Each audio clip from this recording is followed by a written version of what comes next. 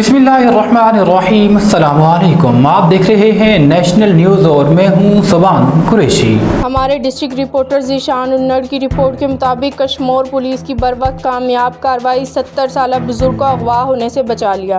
तफसीलात के मुताबिक कराची शहर के रिहायशी सैयद ज़िया हुसैन जाफरी शादी करने के झांसे में मयानी एट बडानी कच्चे की तरफ जा रहा था, जिनको टेक्निकल इत्तला की मदद से बचा लिया गया। DIG लाड़काना ने बरवक्त कार्रवाई करके अगवाकार से बुजुर्ग शहरी को बचाने पर कशमोर पुलिस के लिए अप्रिसिएशन लेटर्स जारी करने के अहकाम जारी कर दिए।